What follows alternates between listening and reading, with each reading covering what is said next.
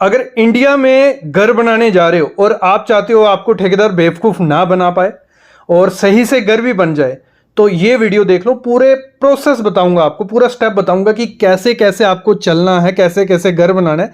एक तो घर स्ट्रांग भी बनेगा, क्या क्या ड्राइंग चाहिए, कैसे काम करवाना है, कैसे ठेकेदार चुनना है, क्या रेट करना है, कैसे एग्रीमेंट कराना है। फिर लास्ट में मैं आपको बताऊंगा पूरे स्टेप, एक एक घर के शुरू से एंड तक कहाँ कहाँ क्या ध्यान देना। मतलब ये वीडियो देख लो, इंडिया में घर बनाना आपके लिए ईजी हो जाएगा, कोई आपको बेवकूफ़ नहीं बना पाएगा, पैसे भी बचेंगे। तो शुरू करते हैं आज का वीडियो।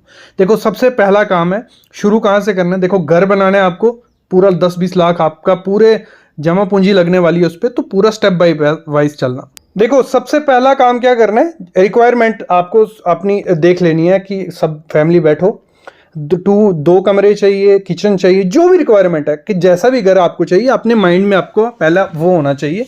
दूसरा काम क्या करना है, कोई अच्छा सा आर्किटेक्ट ढूंढो। आर्किटेक्ट कौन सा ढूंढना है, जिसका एक्सपीरियंस अच्छा हो और जिसने पहले आपने जिसका काम देखा हो, जिसका घर किसी का आपने देखा कि ये उस आर्किटेक्ट ने किया है, ये फलाने नहीं किया, नहीं कि देखे तो एक्सपीरियंस आर्किटेक्ट आपको मिल जाएगा, जिसकी डिग्री भी हो। कुछ एक्सपीरियंस नहीं मैटर करता, डिग्री भी मैटर करती है। तो वो चीज़ देख लेना, उसके पास जाना है, अपना प्लान रेडी करना है। प्लान क्या हो गया, ड्राइंग जो आप देखते हो, जो हमें दिखाता है कि यहाँ हमारा प्लिंथ होगा, ये कमरा आ गया, ये किचन आ गया, वो प्लान आपको रेडी करना है, उसको प्लान बोला जाता है। ठीक है, वो रेडी आपको करना है। उसमें आपको बता देनी है अपनी रिक्वायरमेंट, थोड़ी बहुत आपने पहले क्या करना है, रिक्वायरमेंट बता देनी है। फिर आर्किटेक्ट क्या करेगा, अपने हिसाब से आपका नक्शा बनाएगा। फिर वो 1-2 रिवीजन देता है, आपको बोलता है कि ये पसंद है, नहीं पसंद है, नहीं पसंद हो थोड़ी बहुत चेंजेस करके वो दे देगा। ये आपसे 6 से 7 रुपए पर स्क्वायर फीट के हिसाब से रेट लेते हैं, सिर्फ 2D प्लान का। ठीक है, कितना, 6 से 7 रुपया। इसमें क्या है, जब आप उसको बताओ तो अच्छे से करना है। अगर आपको कोई रेफरेंस प्लान हो, मतलब आपने देखा हो कि मेरे को अपना घर ऐसा बनाना है, तो वो भी दिखाना चाहिए उसको, कि क्योंकि आपको वो चीज़ पसंद आ चुकी होती है, आप वहाँ सर्च कर रहे हो कि मैंने उसको काम दे दिया, मैं उसका काम देखूंगा, फिर आपको पसंद नहीं आता, वो नहीं करना है। और दिखा लो कि कैसा आपको चाहिए, ये चीज़ें हैं। जब आपका प्लान रेडी हो जाता है, नक्शा बन गया, उसके बाद दूसरी ड्राइंग लेनी होती है। उसी से आर्किटेक्ट नहीं बनाता है, स्ट्रक्चरल इंजीनियर उसके पास होते हैं, नहीं तो वो प्लान लेके किसी स्ट्रक्चरल इंजीनियर के पास चले जाओ। वो क्या करता है, स्ट्रक्चरल इंजीनियर करेगा, सरिये की डिटेल देगा, मतलब आपके पिलर में क्या सरिया आएगा, आपकी स्लैब में, आपकी बीम में, वो स्लैब की डिटेल, आप पूरे सरिये की डिटेल देगा। वो भी मस्ट एक्सपीरियंस लेना, नहीं तो कोई भी कुछ भी चिपका देगा। इंजीनियर, आर्किटेक्ट वो काम नहीं करता, वो करता है स्ट्रक्चरल इंजीनियर, उसने अलग से पढ़ाई की होती है स्ट्रक्चर की। तो ये चीज़ आपको करनी है। और फिर ये जब हमारी ड्राइंग बन गई, किसकी, स्टील की भी, प्लान भी, तीसरी ड्राइंग भी मस्त ले लेना आपकी एलिवेशन की। आप 1 स्टोरी का घर बना रहे हो, फ्यूचर में डबल स्टोरी करनी है, तो उस हिसाब से एलिवेशन बना लो अपनी। चाहे 1 स्टोरी है, एलिवेशन क्या, आपका फ्रंट का घर का मुंह कैसा दिखेगा, बैक कैसी दिखेगी, वो 3 ड्राइंग हमें मस्ट चाहिए होती हैं घर को तैयार करने के लिए। ये तीनों ड्राइंग ले लो, ले ली।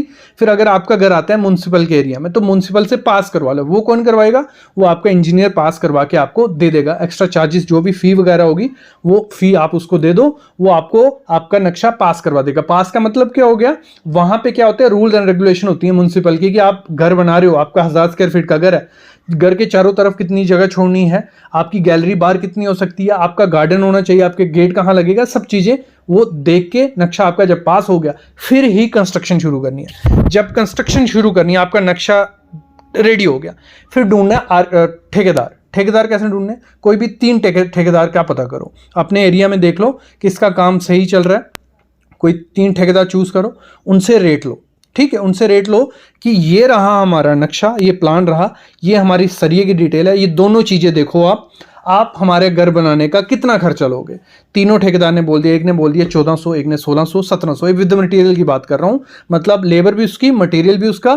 तो इंडिया में रेट चल रहा है 1300-1400 से शुरू हो जाता है, फिर जैसी जैसी आपकी रिक्वायरमेंट होगी वैसे वैसे वो रेट बढ़ता जाता है। ठीक है, तो एक ने 1400, 1500, 1600 कहा। फिर आपको देखना है उसका पुराना काम आपको दिख जाता है तो अच्छी बात है, नहीं तो अपनी समझ से आपने देख लेना है कौन सा ठेकेदार अच्छा है, वो ठेकेदार चूज कर लो। ठीक है, इस पे हर चीज पे अलग से वीडियो बनी हुई है कि कैसे चूज करना है, क्या क्या, लेकिन इसमें मैं प्रोसेस बता रहा हूँ। हमने चूज कर लिया कि ये ठेकेदार हमारा बेस्ट है, उसने 1600 रुपये रेट बोला। फिर उसके साथ एक एग्रीमेंट करना है। एग्रीमेंट क्या हो गया, कोई जरूरी नहीं है कि आप लीगल एग्रीमेंट करो कोर्ट जाके, ऐसे भी चल जाता है। तो ऐसे एग्रीमेंट में क्या क्या लिखवाना है, ऐसे एग्रीमेंट में लिखवाना है कि आपकी ड्राइंग आपके पास है, उस पर लिखा होगा कि आपका स्लैब का एरिया बन रहा है 2000 स्क्वायर फीट।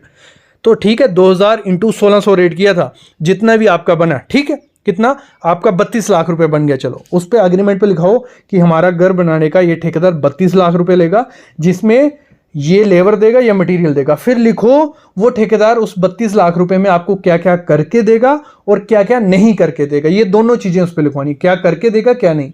जब उसने लिख दिया ये करके दूंगा, फिर लिख दो कि कौन कौन सा मटेरियल, क्या क्या कंपनी का मटेरियल यूज करेगा, क्या क्या करेगा। मतलब हर चीज अगर एग्रीमेंट पे मेंशन होगी, बेचिंत होकर आप काम करवा सकते हो, कोई दिक्कत नहीं है, ना टेंशन लेने की जरूरत है, क्योंकि हमारे एग्रीमेंट पे सारी चीजें लिखी हुई है। तो ये काम करना है कि एग्रीमेंट पे हर चीज लिखवा देना। जब आपने ये काम भी कर दिया, हमारा एग्रीमेंट भी रेडी हो गया, सब कुछ रेडी है, काम शुरू कर देना है। काम कैसे शुरू करना है, पहले वो शुरू करेगा एक्सकेवेशन या जो भी काम शुरू करने वाला है, एक्सकेवेशन का उसने साइट को क्लीन करवाया, जो भी करवाया, ठीक है, एक्सकेवेशन का शुरू हुआ।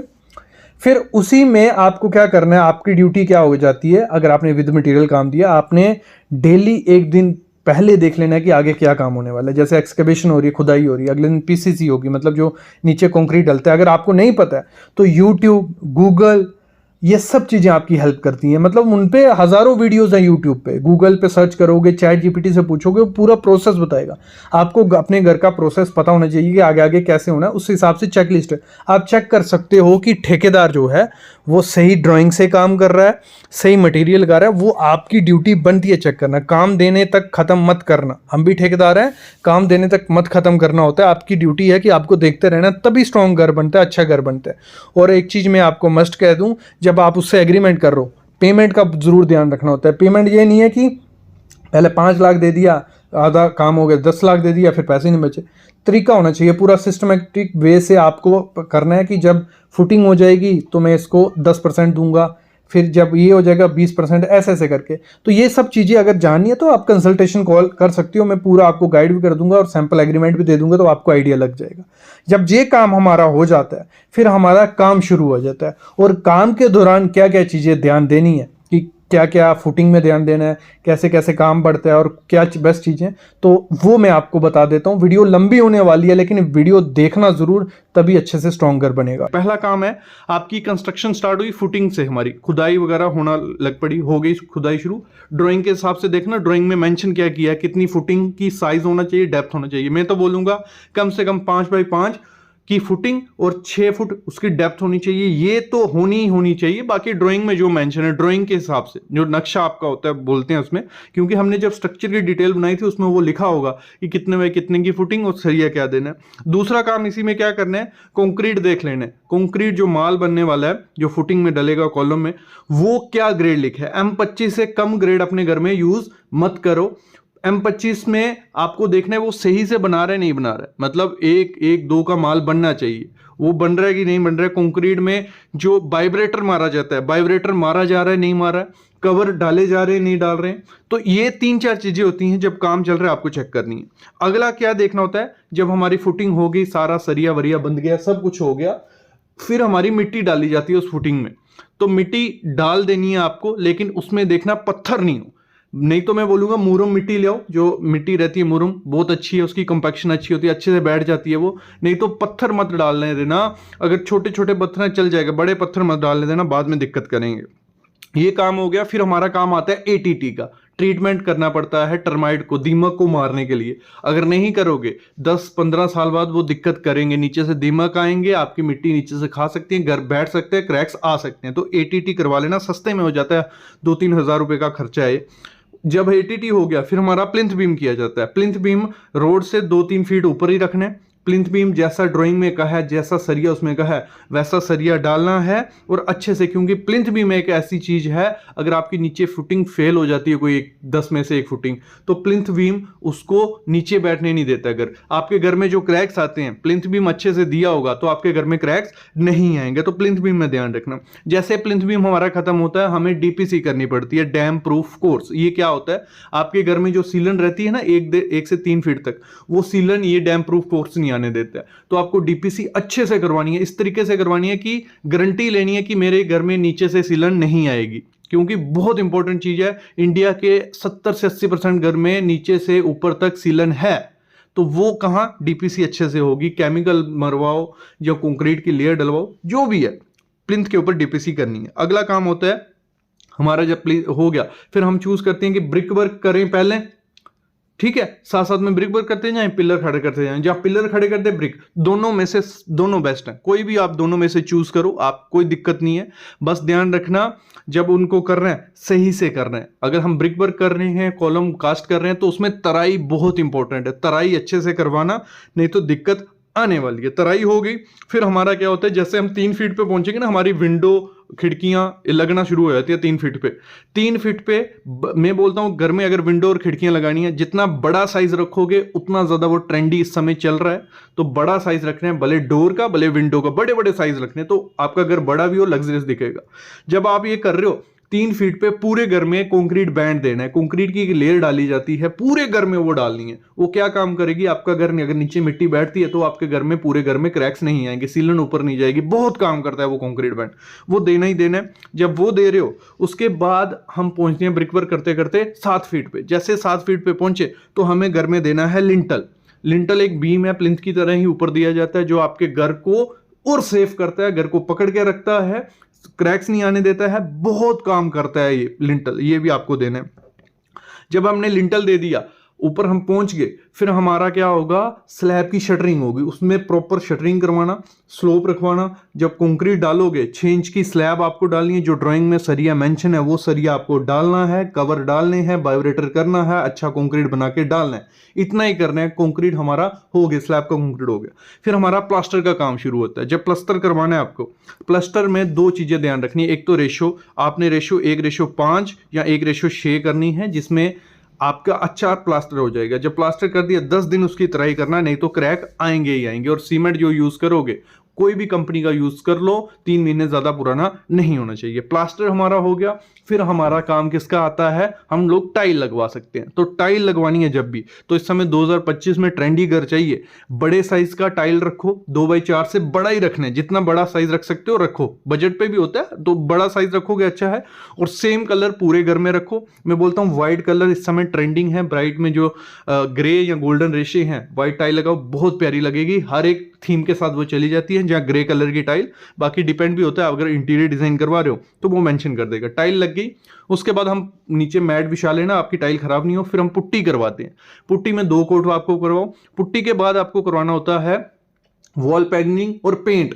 वॉल पैनलिंग में इस समय कहूंगा 2025 में मोल्डिंग करवाओ, सस्ती भी है, ट्रेंडी भी लगती है। मोल्डिंग, दीवारों पे मोल्डिंग करवाओ। अगर और कोई ऑप्शन आपको चाहिए पैनलिंग में, तो आप क्या कर सकते हो, वॉलपेपर लगवा सकते हो, या तो आपको करना है HDHMR की पैनलिंग। बस ये 3 ऑप्शन है, और बाकी इस समय मेरे ख्याल में मैं रिकमेंड नहीं करूंगा, तो ये करवाओ। बाकी पेंट करवाओ पूरे घर में, जो न्यूट्रल शेड्स हैं इस समय, beige, grey, neutral shade, pastel shades इस समय याद रखना, वो करवानी है, वो इस समय ट्रेंडी चल रही है।